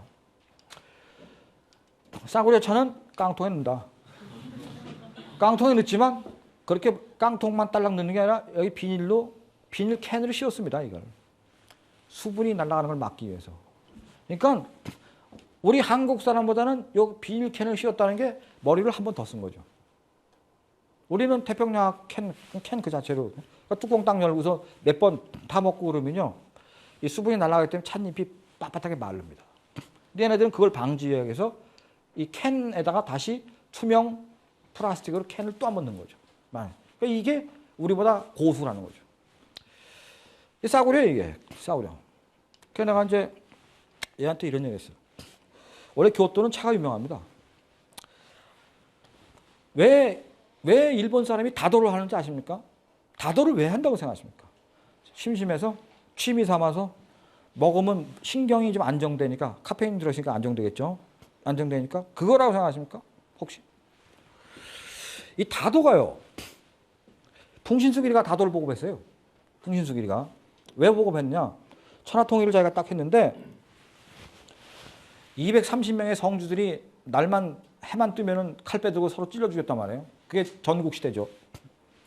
풍신수길이 간신히 통일을 했어. 통일했는데 전국 시대에 한 4, 50년 동안 맨날 칼로 찔러 죽이는 것만 한 놈들이니까 인간들이 다 포악해졌다고. 포악해졌어. 일본 놈들이 다. 그러니까 사람만 보다 찔러 죽이고 질정 이런 거야. 그렇지 않아도 포악한 놈들이 전쟁 4, 50년 하고 더 포악해진 거지. 그러니까 오늘날 칼을 하나 새로 샀는데 칼이 워낙 멋있는 거야. 이게 잘 드는지 안 드는지 시험을 해봐야 되니까 다리 위에 딱 섰다가 어리삐리 하나가 하나 딱 지나니까 그 자리에서 뭐가지 딱 쳐보잖아요. 잘 드는군. 그러고선 가자. 이 정도로 포악한 놈들이라고. 한 평입니다. 딱. 한 평. 가로 1.8, 세로 1.8입니다. 그게 한 평이죠. 원래 단칸방입니다. 그게 묘기하면 다실입니다. 해남 대형사 일자하면 다들 똑같습니다. 똑같아요, 생긴 게. 다도를 누구한테 보급했냐면 사무라이들한테 가르치는 거예요. 사무라이가 4명이 다실에 들어갑니다. 다실의 문은 160cm입니다. 그러니까 저같이 키가 작은 사람도 구패에 들어갑니다. 구패야. 그러나 일본 전국시대의 무장들은요, 키가 180이 넘습니다. 일본 놈들이 작은 놈들이 아니에요. 이 무장들은 몸무게 180에 몸 100kg 이상 나갑니다. 산케이 신문 서울지국장하는 구로다 가스기라고 있습니다. 저거 술친구인데 그 구로다가 원래 그 사무라이 집안이거든요. 그 양반 키 한 180 정도 되거든요. 몸무게 한 100kg 나간다. 이게 원래 전국시대 무장들은 그렇게 커요. 그 큰 무장들이 다실에 들어갈 때는 고개를 숙여야 됩니다. 왜냐? 네가 그렇게 잘났다고 다실에 들어올 때는 자기 자신을 낮춰라 라는 거를 가르쳐주기 위해서 문을 작게 만듭니다. 둘째는 칼을 갖고 들어갈 수가 없습니다. 다실에 들어갈 때는 무장 해제하고 들어가야 됩니다. 그러니까 둘이 들어갔어. 이어서 또 둘이 들어갑니다. 그 1.8의 작은 다다미 방에 덩치 큰 무장 100kg 이상 되는 무장 넷이 앉아있으려면요, 코가 닿을 정도입니다. 근데 문제는 건너편에 2명과 이쪽에 2명은 서로 원수야. 얘쪽에 있는 놈이 우리 아버지 죽였고 내가 저놈의 마누라 죽였어. 전국시대 때. 그런 일이 비일비재하거든요. 근데 이 2대2로 원술끼리 딱 앉혀놓은 거예요. 그러면 보는 순간 헉 하고 돌아버릴 거 아닙니까? 어라? 이 새끼를 여기서 만났네. 원수는 외나무다리에서 만났네. 원수는 다실에서 만났네. 칼을 딱 뽑으라 칼이 없잖아요. 칼을 못 갖고 들어가게 하니까 다시는. 그거 어떡하겠습니까? 멱살에도 확 잡고 그냥 대가리도 박고 싶은데 이거 풍신수길이가 다도 배우라고 명령했으니까 할 수 없이 그냥 들어가 갖고 있는데 딱 앉아서 쳐다보는 순간 눈에서 분노의 불꽃이 지글지글 타오르는 거죠. 적도 마찬가지죠. 이놈은 네가 우리 아버지를 죽였잖아 이 새끼야. 그럼 저쪽에선 네가 내 마누라를 죽였잖아 이 개 같은 놈아. 이럴 거 아니에요. 칼만 있으면 넌 바로 죽었다. 그러니까 마찬가지야 이 새끼야. 나가서 좀 한번 할래? 이런단 말이야. 그러면 서로 코가 닿을 정도니 1m 80이 얼마나 작습니까? 이런 거구들이 앉아가지고 차가 딱 들어오는 겁니다. 다실안에서는 말을 할 수 없습니다. 그게 다실의 법도입니다. 일체의 대화가 할 수 없어요. 그럼 다두가 차를 날려주는 사람이 차를 한 잔에 딱 따라줍니다. 처음에 딱 앉아가지고 한 10분 동안 했겠지. 내가 여기서 차는 지금 마신다마는 나가서 보자. 나가서 바로 칼 찾아서 내가 문간을 나가기 전에 네 목을 베주마. 그럼 저쪽은 나도 마찬가지야. 문간 나가기 전에 목뿐만 아니라 팔다리 다 잘라주마. 서로 이제 이러고 눈을 쳐다보면서 먹는 겁니다. 그러니까 차는 계속 들어오는 거죠. 근데 차를 그냥 인류 진짜 좋은 거 주겠죠. 차가 한 잔, 두 잔 서로 눈만 쳐다보면서 볼 데가 없으니까 차를 마시는 거예요. 마시는데 처음에는 죽이고 싶었어. 근데 5분이 경과하고 10분이 경과하니까 그래, 그때는 전쟁의 시대였다. 내가 너 아버지 죽이고 싶어 주겠냐? 위에서 시키니까 할 수 주겠다. 나도 마찬가지야 이 새끼야. 나도 죽이고 싶지 않았어 네 마누라. 근데 네 마누라 악을 쓰고 달려드니까 내가 어떻게 할 수가 없었다. 이래가지고 서로 상대의 눈빛을 보면서 증오의 눈빛에서 서서히 상대를 이해하게 되는 겁니다. 역지사지로. 그래서 말을 3시간 동안 못하고 차만 딱 마시고 3시간 후에 딱 나오면은 다음에 봅시다. 오늘 고마웠습니다. 앞으로 이런 데서 만나지 맙시다. 그리고 서로 감정은 다 사라지고 좋은 마음으로 헤어지는 것이 다도예요. 그런 다도를 보급하기 위해서 우리나라가 역사책에서 하나 잘못 가르친 게 있는데 내가 자꾸 3가지 나오면 오래 밤새야 되는데 임진왜란 때 도공을 4,000명을 끌고 왔어요. 일본을 끌고 왔어요. 이 4,000명 때문에 이게 일본이 발전했다 그러잖아요. 그런 거 우리 역사책에서 배우잖아요. 도자기 전쟁했다고 임진왜란이. 도자기라는 건 첨단 하이테크 제품 아닙니까? 그 당시에. 일본은 900도짜리에 도기와 자기가 틀린 겁니다. 도자기 그러지만 도기와 자기는 틀린 겁니다. 도기는 900도입니다. 800도에서 900도. 항아리가 도기죠. 자기는 1300도 이상 돼야 자기입니다. 청자 이런 건 다 자기죠. 자기는 떨어뜨려도 잘 안 깨집니다. 도기는 떨어뜨리면 바로 깨집니다. 항아리는 여기서 뚝 떨어져도 바로 깨져. 도기는 잘 안 깨져. 통 튀겼다가 굴러서 깨지는 경우가 있어요. 이 도자기의 전쟁이 일본의 도공을 많이 끌고 가면서 일본의 국력이 신장했다. 일리가 있습니다. 그러나 그게 다가 아닙니다. 임진왜란때 끌려간 도공들이 도자기를 굽기 시작해가지고 그 사람들이 중국 경덕진 도자기가 전 세계 유럽 시장에 약 80% 90%를 쓰고 있었어요. 1600년대까지. 한국의 도공들 4,000명이 도자기를 부지런히 구워가지고 경덕진 시장을 1800년대 되면 완전히 유럽에서 몰아냅니다. 유럽 전체의 도자기 제품이 일제로 전부 바꿔집니다. 경덕진 도자기가 1600년대까지 약 8천만 개가 수출됐습니다. 그게 유럽의 왕실에 본 차이나라는 도자기가 들어온 겁니다. 유럽의 왕실에서 본 차이나를 쓰지 않으면 격식이 낮은 집안, 가문으로 평가받으니까 중국 도자기를 경덕진 걸 많이 갖다 쓰죠. 그런데 일본의 휴우시 지방에서 생산되는 도자기가 유럽에 들어가서 그게 써보니까 중국 도자기보다 일본 도자기가 품질이 우위였습니다. 그래서 일본 도자기가 중국 도자기 다 몰아내고 경덕진 도자기가 다 사라지거든요. 자, 문제는 돈을 벌어준 건 사실이죠. 우리 도공들이 가서. 도자기가 풍신수길이가 쓰는 다환은 이도다환입니다. 이도다환은 현재 값이 그 하나에 한 3억 정도 하죠. 3억. 막사발이에요. 막사발. 개밥그릇 비슷하게 생겼습니다. 풍신수길이가 이도다환을 꽂을 때 무심의 미가 있다. 무심, 마음이 안 담겼다. 무심이란 말이 굉장히 어려운 말입니다. 차를 부어봐라. 그러니까 교토의 우지차가 여기서 생산된 거예요. 바로 명차죠. 딱 뭐, 좋네. 그런데 내가 천하의 쇼군인데 이놈아, 차 받침도 없이 찻잔만 떨렁이다 차 담아주면 되냐? 아, 하이, 알겠습니다. 바로 나가가지고 일본에 옷이 유명하죠. 옷칠. 우리 그 장롱칠하는 옷이죠. 이 재팬이란 말 자체가 옷이라는 뜻입니다. 옷. 재팬이란 말의 유래 자체가 옷이에요. 옷. 이 옷이 일본이 굉장히 발달한 나라입니다. 도공이 나무를 탁, 향나무 딱 깎아가지고 옷칠 딱 해갖고 거기다 금박금박 딱 넣어서 바로 찻받침 딱 갖고 왔어. 그 찻받침에다가 찻잔을 올려놓고 차를 부어서 먹으니까 좀 분위기가 있대. 이놈아, 내가 천하의 쇼군인데 찻상이 있어야 될 거 아니야, 찻상. 상이 있어야 될 거 아니야. 땅바닥에 놓고 먹나? 지금도 사실 땅바닥에 놓고 먹어요, 그놈들이. 그 찻상을 갖다 또 기가 막히게 나무를 잘라가지고 딱 다듬어서 딱 해가지고 그 오리다리로 탁 만들어서 오칠에가 금방금방 딱 넣어서 차를 딱 마는데 그 심심하잖아. 야, 저 시선이 심심하니까 저 앞에다가 그림 하나 걸어봐라. 도코노마에 그림을 딱 걸었어. 일본 당대의 인류화가가 탁 그림을 난을 쳐. 그림을 보면서 차를 먹으니까 좀 덜 심심해졌어. 근데 그것도 한계가 있는 거야. 그 옆에다 화병을 만들어봐라. 화병에 꽃꽂이를 해봐라. 화병에다 꽃꽂이 딱 했어. 그림 보다가 심심한데 화병을 보면 돼. 저거를 달달이 갈아봐라. 1, 2, 3, 4, 5 다 꽃이 다 틀리니까 달달이 갈았어요. 찻잔에 산업 파급 효과가 생긴 겁니다. 찻잔이 있으니까 차받침이 생기죠. 차받침이 생기니까 풍신수길이가 차받침해 놓고 먹으니까 일본 정부의 성주들은 다 차받침해 먹어요. 사무라이 집에 가도 다 차받침이 있어야 돼. 거기다 상을 또 풍신수길이가 만들어 먹으니까 찻상이 일본 전체에 퍼지기 시작하는 겁니다. 거기다가 도코노마에 그림을 그리게 했으니까 그림 화가들의 문화가 번창해집니다. 비싼 그림을 사다가 막 걸기 시작하는 거예요. 꽃꽂이를 하게 되니까 꽃 화병을 만들어야 되고 그 화병 위에 꽃을 만드는데 일본은 이 화도, 다치바나 화도가 단수가 있습니다. 우리나라 서해를 일본 애들은 1단부터 8단까지 단수가 있어요. 서해도. 꽃꽂이도 1단, 2단, 3단, 4단, 5단 있습니다. 그래서 5단, 6단이 하는 꽃꽂이는 진짜 맛이 달라. 꽃꽂이까지 했습니다. 풍신수에는 아주 하다 할 짓이 없으니까 오사카 성에 자기 다시를 황금으로 도배해버렸어요.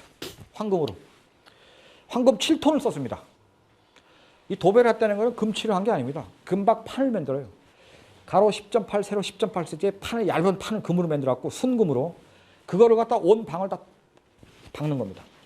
거기에서 결국 다도를 했거든요. 그러니까 센노리큐라는 일본의 그 다성의 다의 선생이죠. 그 일본의 다도의 개조죠. 그 사람이. 그 사람이 되죠. 풍신수길한테 하파 총리 대신 다도는 와비사비의 정신입니다. 겸손겸약인데 어떻게 그렇게 황금으로 도배를 한 데서 그 차를 드십니까? 그러니까 그렇게 먹으면 안 되는 거야.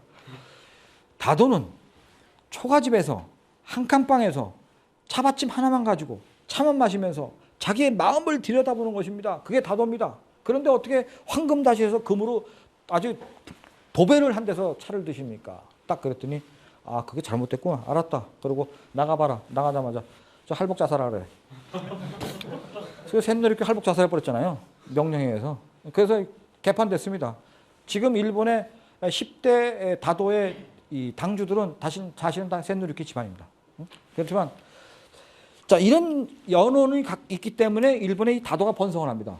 자, 이 집에서 제가 마신 차를 얘기를 하면 당신의 차의 맛이 훌륭하다. 당신은 차를 직접 재배하는가 어떻게 하는가 했더니 우리는 도매상으로 받는다. 도매상. 우리는 절대 재배하지 않는다. 왜 재배 안 하냐? 그거는 굉장한 위험 부담이 있다. 직접 재배한다는 것은. 왜냐하면 어느 해 차는 비가 많이 오고 그러면 차 농사가 안 되거든요. 차는 너무 의습하면 안 됩니다. 차는 자갈밭이나 진흙과 돌이 섞여 있는 데서 이 차가 납니다. 또 해발이 높아야 됩니다. 평지는 아주 차가 되지 않습니다. 약간 해발이 높아야 돼요. 그런데 우리 차밭을 하나 딸랑 20만 평짜리 하나 갖고 있었는데 거기에 어느 해 장마가 쏟아지고 그러면 차농사 망치면 우린 그러면 그해 장사 안 해야 되는 거 아니냐. 그건 안 된다. 그래서 자기네가 50개의 도매상을 거느리고 있는데 50개 도매상들이 초봄에 차를 따면은 찻잎을 따 갖고 온답니다. 그러면 차맛 감정사 5명이 50개 도매상에서 온 그 차를 종류별로 놓고 차를 끓여서 맛을 딱 본 다음에 그 중에서 최고의 품질을 가져온 도매상하고 그해 계약을 해서 그걸 쓴다는 거예요. 그래야 위험 부담이 없다. 차밭을 직접 거래하면 그해 기후가 나빠서 차밭을 망칠 때 자기네는 꼼짝 달싹을 못 한다는 거예요. 그래서 50개 도매상하고 한다. 단 이런 해가 있다. 이상하게 교토의 우지 지방에 그해는 너무너무 기후가 안 좋아가지고 전체적으로 다 기후가 안 좋아서 50개 도매상이 거래하는 모든 농가가 차를 재배하는 농가가 동시에 망칠 경우가 있다. 그럴 경우는 어떻게 하느냐? 가게문 닫는다. 그땐 가게문 닫아요. 저 집이 290년 역사에 3번 가게문 닫답니다. 도저히 우리가 품질 좋은 차를 구할 수 없기 때문에 그렇다고 교토의 우지차를 전문적으로 하는데 큐슈의 야네차나 시즈오카 차를 갖다 팔 수 없다. 자기의 자존심이 있으니까. 그럴 때는 1년간 가게 휴업. 종업원 봉급 다 주면서 자기네가 출혈이 되지만은 가게 휴업한다. 그게 장사꾼으로서의 자기네들의 어떤 의무다 말이지. 소비자에게 나쁜 걸 팔지 않는다는 거예요. 그런데 기후가 왔다리 갔다리, 일본어로 이따리 왔다리, 이게 뭐 좀 되다 안 되다 그러면 이 차맛 감정사 5명이요. 이 밭을 차밭입니다. 여기를 찾아가가지고 지금 기후가 이따리 왔다리 한데 이런 경우에는 이 발을 쳐야 된다. 이게 지금 발을 치라고 지도를 합니다.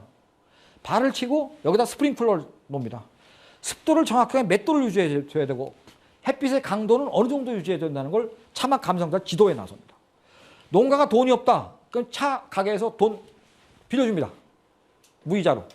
이 시설을 할 수 있도록. 이 차맛을 유지하기 위해서. 그러니까 얘네들의 노력이 처절한 겁니다. 그러나 평상시에는 농부들이 알아서 기본적으로 잘 하고 있죠. 도매상들이 알아서 잘 하고 있지만 유사시에는 우리가 작년에도 차 좋은 거 못 구해가고 1년간 못 닫아놓는데 잘못하면 올해 또 못 닫게 생겼다. 이러면 이거 안 된단 말이지. 이거는 소비자에 대해서 소비자들이 기다리고 있는데 거기에 대한 신뢰에 대한 배신이고 배반이기 때문에 자기들이 이쇼겐메이 목숨을 걸고 일하지 않았다는 것밖에 안 되니까 그럴 경우에는 전직원에 나가서 이 농가 사람들을 독려해가지고 좋은 차를 생산할 수 있도록 한다 말이지. 이게 차 이파리를 갖다 말이에요. 요렇게 만들어놨어요. 이거 다 분리가 되게 돼 있어요. 그러면서 요 맛과 요 맛과 요 맛과 요 맛의 차이를 다 가르쳐 주더라고. 그러니까 이거 하나를 놓고 뭐 축소지향 뭐 경박단소라는데 요 찻잎이 사실은 실제로 손톱만 하지 않습니까? 예? 우리 작설차 같은 거면 혀에 참새의 혀만 하는 거니까 그게 갓난애기 새끼 손톱만 해도 작거든. 근데 이걸 갖다가 이렇게 한 20-30배 50배 크기를 만들어가지고 여기서 나는 여기서 차 맛이 요런 차이가 있습니다라는 걸 설명해서 이걸 만들어 나한테 가르쳐 주더라고. 듣다가 내가 머리가 아프더만. 하도 섬세하게 나오니까. 50개 도매상인 이 집은 경쟁 입찰을 통해서 최선의 품질을 갖고 온 것만 한다. 제가 한번 먹었던 청어가루 그 아까 덴카이치라고 천하제일이라는 그 차 3번에 나눠서 먹었다는 그 차. 내가 물어봤어요. 야 거기 솔직히 뭐 들었냐? 그랬더니 청어가루를 넣었다는 거야. 청어를 말려서 가루를 내가지고 그걸 밭에다 뿌렸대. 밭에다. 뿌리니까 차 맛이 좋아지더라. 그래서 천하제일이라는 차는 알고 보니까 청어가루를 넣은 거다. 차밭에다가 청어가루를 넣은 거는 우리나라에서 그런 경우가 있습니까? 차를 제가 전문적으로 공부하지 않았었는데 어떻게 생선가루를 거기다 넣을 생각을 하냐고.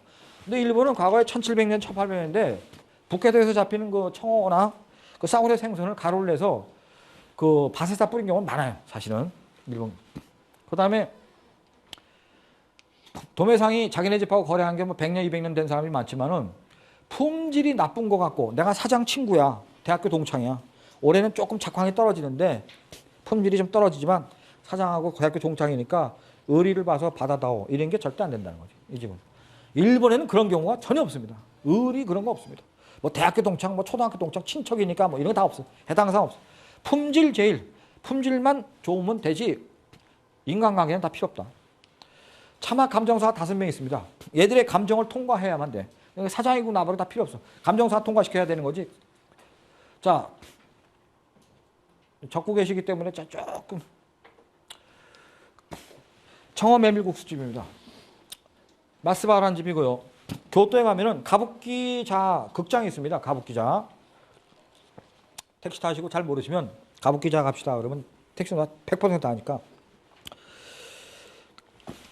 지금 교토에서 이제 오늘 4월 14일 정도 되니까 가부키자에 지금 가부키 공연이 시작됐습니다. 보통 이제 장사가 잘 안 될 때는 이제 충신장이라는 거 하는데, 충신장이라고 일본의 가부키 유명한 게 있죠. 7번밖에 안 나옵니다. 충신장이라는 가부키를 꼭 기회가 되시면 한번 보시기 바랍니다. 감동 진짜 대단해. 일본 놈 얘기지만. 한 번만 할까요? 충신장 얘기. 재밌어서. 쇼군의 성에 사는 비서장인 기라가 지방성주인 엔야 한강이라는 사람의 마누라를 탐내고 있었습니다. 쇼군의 비서실장인 기라는 틈만 나면 엔야 한강을 괴롭힙니다. 엔야 한강 보고 어느 날 들어왔습니다. 이놈이 시간보다 30분 늦게 들어왔어요. 그러니까 엔야 한강한테 야단을 치는 겁니다. 비서실장이 너는 9시까지 들어오라는데 왜 9시 반에 왔냐. 가만히 고개를 숙이면 할 말이 없으니까. 너는 마누라의 치마폭에 쌓여서 매일 그렇게 마누라하고 논다며 가만히 있는 겁니다. 너는 우물 속에 사는 붕어처럼 고르고 돌아다니다가 보면 이 구탱이의 머리를 쾅, 저 구탱이의 머리를 쾅 해서 결국 머리가 터져 죽는다. 이렇게 얘기를 합니다. 엔야 한강이 계급은 비서실장보다 더 높습니다. 지방의 성주니까. 비서실장은 성주는 아니죠. 그 말을 듣고 모욕을 참지 못해서 칼을 뺍니다. 쇼군의 성에서 칼을 세치 9.9cm 이상을 빼면은 쇼군에 대한 항명이고 반역입니다. 그건 쿠데타예요. 칼을 딱 뽑으려고 하는데 5cm까지밖에 안 뽑았습니다. 왜냐하면 9.9cm 뽑으면 자기는 바로 모양이 날아가니까. 반역이기 때문에. 그러니까 엔야 한강이 또 모욕을 주는 겁니다. 소문에 듣자니 네 마누라 이렇게 잘생겨서 매일 네 마누라하고 숨바꼭질을 한다는데 그래가지고 네가 인간의 구슬을 제대로 하겠는가? 사무라이인가? 그러니까 그 대목에서 또 화가 나서 이번에 6cm를 뽑았습니다. 근데 더 이상 뽑으면 죽을 것 같으니까 못 뽑니다. 기라가 또 다시 모욕을 줍니다. 역시 너는 불알 달린 놈이 아니다. 사나이가 칼을 뽑으려면 뽑아야지. 5cm, 6cm가 뭐냐. 그 말에 칼을 뽑습니다. 뽑아서 기라의 대갈통 쳐버렸습니다. 내가 볼 때는 왜 그 기라가 한 방에 안 죽었는지 잘 이해가 안 되는데 기라의 대갈통을 쳐서 기라가 쓰러집니다. 쓰러지자 사무라이들이 달려들어가지고 말렸습니다. 말리고 나서 그 사건이 쇼군에게 보고가 됩니다. 쇼군이 누구? 엔야 한강, 아사노 가문의 성주, 그놈이 내 비서실장을 칼로 쳤다고? 그래? 어떻게 할까? 밑에 애들이 기다리는 거죠. 할복자살하라 그래라. 엔야 한강 들어와라. 할복자살하는 쇼군의 명령이 떨어졌다. 따오니까 다다미 2장을 딱 깔아줍니다. 거기에 하얀 옥양목을 딱 덮어줍니다. 내기퉁에 피보다 붉은 동백꽃을 꼽아줍니다. 죽은 자에 대한 마지막, 가는 자에 대한 마지막 예우입니다. 그러고 나서 쇼군이 청주를 한 잔 하사합니다. 청주를 한 잔 마십니다. 마시고 할복자세에서 와키사시로 배를 가르는 겁니다. 심장 밑을 찔러서 밑으로 15cm 내려가야 되고 거기서부터 우측으로 40cm를 가야 됩니다. 이래야 할복입니다. 일본 역사상 할복을 제대로 한 건 별로 없습니다. 어마어마하게 어렵습니다. 할복이. 미시마 유키오가 할복자살하기 위해서 3년간 보디빌딩 했습니다. 근데도 그놈도 실패했어요. 죽긴 죽었는데 여기서 찔러가지고 밑으로 15cm 내려가고 나서 비리비리 했다고. 걷지를 못해갖고 40cm를 못 꺼요. 그게 어렵습니다. 그러니까 그걸 못 끄니까 옆에 사무라이가 딱 서 있다가 숨이 껄떡껄떡 할 때 뭐가 좀 쳐주거든요. 일본어로 가이샤쿠, 개착이라는 걸 해줍니다. 너무 힘들어하니까 피가 막 솟구치고 막 이러는데 숨은 껄떡껄떡하고 숨은 안 넘어가거든요.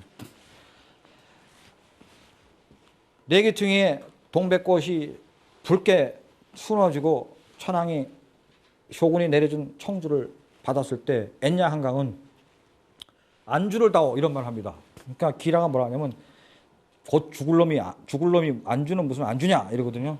그게 아니라 내 칼로 죽고 싶지 않다. 쇼군에게 칼을 하나 하사해 달라. 쇼군의 칼이 왔어. 칼로 자기 배를 갈랐어. 갈라가지고 걷어. 피가 솟구치는 거야. 그래서 숨이 껄떡대. 그때 엔야 한강의 부하가 달려옵니다. 쇼군의 성에서 자기의 오야봉인 엔야가 지금 할복 자살하고 있다는. 쇼군의 곁에 서가지고 쇼군의 눈빛을 바라봅니다. 대화는 할 수 없습니다. 성주인 엔야 한강이 애절한 눈빛으로 자기 부하를 쳐다봅니다. 말은 못합니다. 그때 이 부하는 자기의 그 쇼군이 성주가 뭘 원하는지 알았습니다. 그리고 돌아갔습니다. 돌아가서 이거 얘기 자꾸 이상한다. 술집에 가서 고민을 합니다. 성주의 눈빛이 원하는 게 뭔지 알았으니까. 그게 뭐냐면 내 복수를 해다오. 기라의 목을 잘라다오. 집에 돌아와서 자기 성주 밑에 있는 47인의 사무라이와 회의를 합니다. 47인의 사무라이들이 기라의 목을 칩시다 라고 결정을 내립니다. 47의 사무라이가 엔야 한강의 부인을 찾아갑니다. 부인에게 기라의 목을 치겠습니다 라고 얘기합니다. 목을 치는 건 좋은데 목을 치면 그 다음 일이 너무 복잡해지죠. 아사노 가문이 결국 멸망합니다. 왜냐하면 기라의 집을 급습했습니다. 기라를 잡았습니다. 상투를 잡고서 목을 쳤습니다. 목을 쳐가지고 그 목을 가지고 죽은 엔야 한강의 묘에 가서 주군 우리가 주군의 원수를 갚았습니다. 여기 목을 가져왔습니다 라고 목을 내놓고 울면서 고백하거든요. 그리고 47의 사무라이가 아사노 가문의 성벽 밑에 일렬로 딱 쓰거든요. 쓰니까 그 쇼군의 팝을 막아와서 기라 집사장인 내 비서실장을 죽였으므로 47인의 사무라이는 전원 할복 자살하라. 그러니까 전원 할복 자살하거든요. 이게 충신장의 스토리입니다. 감동 대단하거든요. 내 일본 놈들한테 그래. 야, 너희들 정신 갖고 할복 자살할 것 같지는 않고 내가 보니까 원조가 좀 따로 있는 것 같은데 딱 그랬더니 원조는 계백장군이다. 계백장군이 할복 자살했다는 거야, 일본 놈들은. 그러니까 구차하게 황산벌에 싸우다 토끼다가 잡혀서 죽은 게 아니고 할복 자살했다는 거예요. 일본 애들은 계백장군을 할복 자살의 시조로 보고 있더라고. 자, 쓸데없는 일. 자, 여기 막스바. 이 수업 진도가 잘 안 나가네. 이 집이 말이에요. 청어 메밀국수 속에 청어가 들었습니다.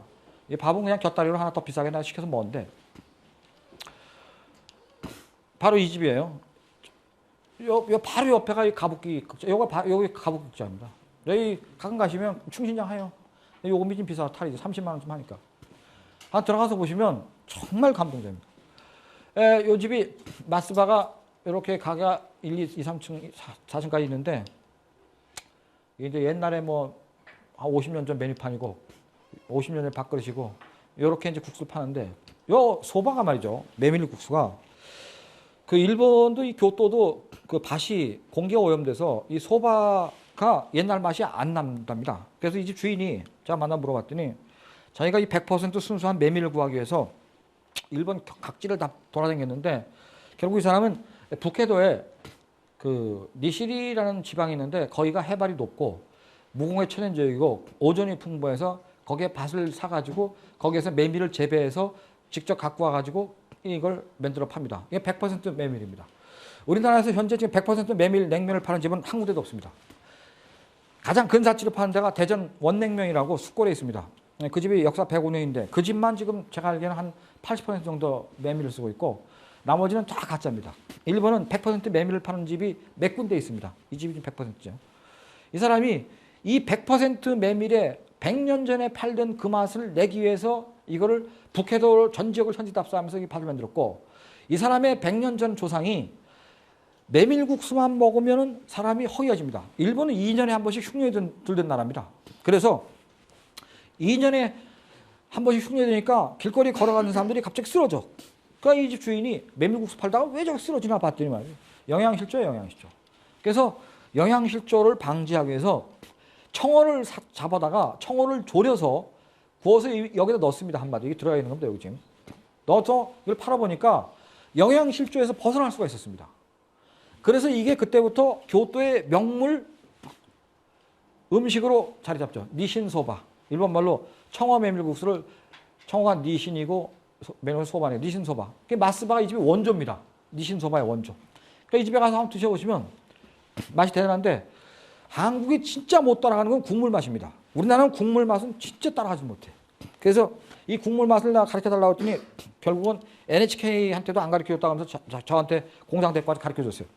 가르쳤는데 핵심은 지하수고 지하수가 경수가 있고 연수가 있습니다. 경수라는 건 500도 정도의 쇳물. 이 쇳물 아시죠? 우리 자연 시간에 배운 거. 연수라는 건 부드러운 물이죠. 부드러운 물은 150도입니다. 150도의 물만 사용한다. 그렇기 때문에 이 국물 맛이 좋아진다.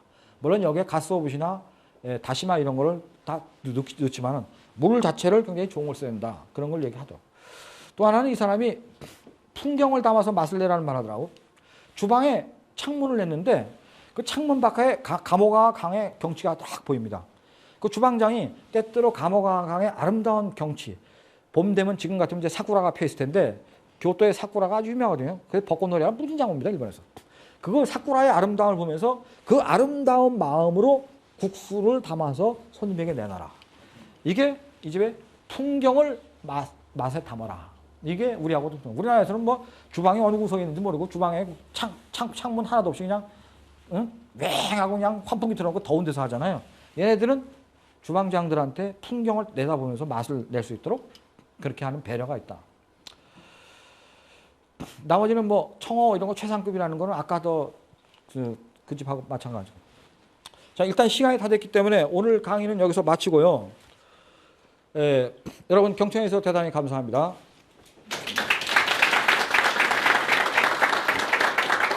이게 주최 측의 요구입니다. 자, 이제 그 녹음을 잘라야 되니까. 지금 9시인데 더 해도 돼요? 네. 일본 사람들은 고춧가루를 먹습니다. 난 한국 사람만 고춧가루를 먹는 줄 알았어요. 월남 사람하고. 근데 고춧가루를 먹더라고. 이 집이 그 청수사라고 기요미즈 데라라는 일본의 유명한 절이 있습니다. 그 앞에 있어요. 여기 가보신 분들은 그냥 무심코 지나치셔서 그런데 이런 가게가 있습니다. 290년 됐어요. 고춧가루 가게입니다. 고춧가루 가게. 제가 이 집을 처음 딱 가가지고 손님인 척하고 딱 들어와서 구경을 딱 하고 있더니 뭘 주더라고. 이걸 주더라고. 차를. 그 녹차를 주는 줄 알았어요, 제가. 딱 마셨더니 녹차가 아니야. 고춧가루하고 산초가루하고 7가지의 그 양념가루를 여기 넣은 겁니다. 검은 깨도 갈아서 넣고. 거기에 처음에 딱 먹었는데 이 녹차가 아닌데 맛을 보니까 맛이 좋아 생각보다. 그래서 이야 이 새끼들 머리 좋다. 7가지 고춧가루 차를 만들어서 팔다니 도둑놈의 새끼들이. 어쨌거나 그래서 한마디로 하여튼 연구를 많이 했다 이런 생각을 했는데 이 집이 꼭 일본 애들은 고춧가루를 팔아먹어도 이렇게 약사처럼 하고 팔아먹어. 우리나라는 이게 좀 근본이요. 우리나라는 시장 가서 고춧가루 김장할 때 가보면 몸빼 입은 아줌마가 이러잖아요. 근데 얘네들은 그게 아니야. 이게 좀 우리하고 좀 위생관념이 틀린 것 같아. 이게 배워야 돼요. 우리도. 뭐 개량 한복을 입고 팔든 하여튼 뭐 배워야 돼. 그래가지고 이 집에서 나 이 주인한테 이 주인놈 이거는 내가 17대인가 그래. 17대째. 38살 먹었어요. 부사장에 저 아버지가 사장이고. 이놈이 나한테 뭐라냐면 야 너 지금 어떻게 해서 290년 버텼냐 그랬더니 아 저희는 간단합니다. 한 번 온 손님은 100년간 놓치지 않습니다. 이거야. 한 번 온 손님은 100년간 놓치지 않는데. 내가 야 100년이면 막 죽어 그 사이에 세상 뜨지 어떻게 사냐 그랬더니 그 사람 아들도 있을 거 아닙니까? 손주도 있고. 그럼 우리 100년간 잡겠습니다. 어떻게 잡는데? 그랬더니 첫째 가훈역이 들어있는 거거든요. 이게 이제 이 집의 사운입니다. 사운이 읽어보면 무슨 말이냐면 손님이 기뻐할 짓을 골라서 해라 이런 말이에요. 그 손님이 기뻐할 짓이라는 게 뭔데 그랬더니 첫째는 좋은 품질이라는 거예요. 베스트 오브 베스트의 품질을 제공한다. 둘째는 좀 싸게 제공한다. 최대한 더 이문을 조금 남기고 싼 값에. 그래서 그러한 목표를 가지고 종업원들은 행동하라라는 게 이 집의 사훈 이 내용입니다. 그래서 얘네들이 아까 똑같은 고민을 하는데 공해가 심해져서 애들도 고춧가루, 이 산초가루, 그다음에 한국 사람이 그걸 먹는지 모르겠는데 일본의 횟집을 가면요 단풍잎 같은 그 깻잎 같은 걸 이렇게 껴서 줍니다. 그게 단풍잎이 아니고 한국말로 하면 차조기잎입니다. 차조기잎. 그런 거 있어요? 그 학교 다닐 때 고등학교 때 그런 거 배웁니까? 이 가사 실습 시간에 차조기잎이라는 게 있어요. 단풍나무 잎처럼 생겼는데 먹으면 깻잎 맛이 납니다. 그 차조기 열매를 갈아서 그걸 또 일본 애들이 먹습니다. 원래 일본 사람들이 후춧가루를 먹은 이유는 후춧가루가 심장에 특효약이기 때문입니다. 심장에. 고춧가루를 먹으면 이후에 기요미즈데라라고 일본에 유명한 절이 있는데 이 절을 일본 애들은 평생 동안 그 순례하는 게 일생의 마지막 목표거든요. 그러니까 절에 가서 많이 빌어 죽기 전에. 근데 동경서부터 교토까지 590km를 걸어오면 지쳐요. 그러니까 청수사 앞에 오면 언덕길이 더 지쳐. 그럴 때 고춧가루를 물에 타가지고 녹차에 타서 딱 먹으면 고춧가루가 맵잖아요. 우리는 그래도 그게 익숙하지만 일본 놈한테 고춧가루는 무진장 매운 거거든. 그러니까 그걸 딱 먹으면 이마에 땀이 확 솟고 힘이 불끈 나기 때문에 고춧가루를 먹었다고. 그리고 그 고춧가루 이런 것들이 몸에 이 약의 기능이 있습니다. 그래서 했는데 결국 이 집은 오늘날 이 집은 한국 사람 무지하게 많이 가요. 우동 먹을 때는 칠미가에서 만든 고춧가루를 뿌려 먹어야 맛있습니다. 우리 한국 고춧가루 먹으면 맛없어요. 우동에는. 이 칠미가에 이 고춧가루가 맛있어요. 그걸 뿌려야 돼요. 지금 이마트에 슈퍼마켓 다 팝니다. 이 칠미가에서 만든 거. 거기 한번 써 있어요. 칠미가이라고 딱 써 있어요. 그 다음에 처음에는 양념으로 참배객들을 위해서 차를 만들어 팔다가 지금은 이제 고춧가루, 후춧가루 해서 7가지 양념을 팔아요. 그래서 칠미인데 최상 품질의 원료. 이게 좀 고민인데 쟤네들이. 다시 교토 근처에 있다가 교토가 오염이 되니까 지금 얘네들 거는 브라질산이거든요. 브라질에 농장이 있어요. 그래서 야 멀리도 갔다. 어떻게 뭐 베트남을 가든지 인도네시아 가면 뭐 브라질까지 가냐 그랬더니 교토에 자기네가 갖고 있었던 밭과 똑같은 기후, 똑같은 습도를 가진 데를 전 세계를 놓고 찾을 때 브라질에 있었다는 거예요. 그러니까 정성도 지극해. 브라질의 산중턱에서 그런 똑같은 데를 찾아내서 거기다가 자기네 씨를 갖다 뿌려가지고 똑같은 품질의 재배를 해서 지금 자기네들이 하고 있다. 교토에서 생산된 것과 맛이 거의 100% 같다고 자기가 장담한다고. 이 집도 과거에 물건이 고춧가루, 후춧가루, 양념 작황이 좋지 않아서 물건이 나쁠 때 3년간 가게를 닫았어요. 그래서 손해가 크겠죠. 이 한국 같으면 상상이 잘 안 되는 거예요. 그냥 먹다가 죽든지 말든지 일단 팔고 봐야 되는데 그걸 안 해. 그 다음에 100년 거래를 목표로 한다는 건 뭐냐면 이 집에 단골 손님이 일본 전국에 무지하게 많습니다. 무지하게 많으니까 그 해에 7가지 양념이 딱 입하가 딱 되면요. 그거를 조그만 비닐팩에다 샘플을 넣어가지고 7가지를 딱 해서 그 집을 보여줍니다. 손님, 올해 저희가 첫 재배한 햇 양념입니다. 저희가 샘플을 보내드려오니 맛이 좋으시면 아래의 주소로 혹은 전화로 혹은 이메일로 청구해 주시면 됩니다. 그래서 얘네들이 인터넷으로 지금 팔고 있거든요. 그래서 근래에 인터넷을 해요. 그래가지고 그걸 보고서 손님들이 사죠. 그거를 안 보내주는 거하고 보내주는 거하고는 천지 차이 납니다. 그걸 실제로 비닐봉지에 들어있는 걸 뜯어서 맛을 보면 아, 칠미 같고 올해도 역시 품질이 좋네. 그 집 거 산다는 거예요. 그래서 100년간 보내주는 겁니다. 그거를 100년간. 해마다. 그러니까 손님들은 잊지 않고 보내주는 데에 대한 정성, 그 성의, 그 맛에 감동을 해서 칠미가를 잊지 못하는 거죠. 교토 상인들은 이런 얘기합니다. 오늘 온 손님을 만족시켜라. 오늘 온 손님을 만족시켜라. 오늘 만족시킨 손님은 내일도 온다. 내일 온 손님은 30년 후에도 온다. 30년 후에 온 손님은 100년 후에도 온다. 그 사이에 그 손님은 자기 아들에게 예, 양념은 칠미가 제일 좋다. 청어메일국수, 니신소바는 마스바가 최고다. 녹차는 이보다가 최고다라는 거를 1년, 5년, 10년을 쓰면서 자기 가족에게 자연스럽게 이게 물려가 주기 때문에 일본 사람은 한번 가짐이 단골이 되면은 그 단골을 배신하지 않습니다. 손님들도. 일본 사람 한국하고 그런 면에서 좀 정서가 좀 틀립니다. 한 번 믿은 사람과의 신뢰관계는 50년이고 100년이 가. 가게가 오미세상이 그 자기네들에 대해서 배신을 하지 않는다면 오래갑니다. 일본 교토 상인이 이런 말을 합니다. 나를 믿어주는 고객이 있는 한 장사는 영원하다. 나를 믿어주는 고객이 있는 한 장사는 영원하다. 이익이 적다고 가게가 쓰러지지 않는다. 그러나 신뢰를 잃으면 거기서 끝이다. 이익이 적다고 가게가 쓰러지지 않는다. 신뢰를 잃으면 거기서 장사는 영원히 끝난다는 거예요. 이게 교토 상인의 생각입니다. 이 뒤에 가면은 교토 상인 33개명이라고 있는데 여기 주최 측에서 여기 오늘 오신 선생님들한테 이메일로 보내주시고 그 91개명 제가 써서 했는데 보내드렸나요? 네, 그 91개명 안에도 다 들어있습니다.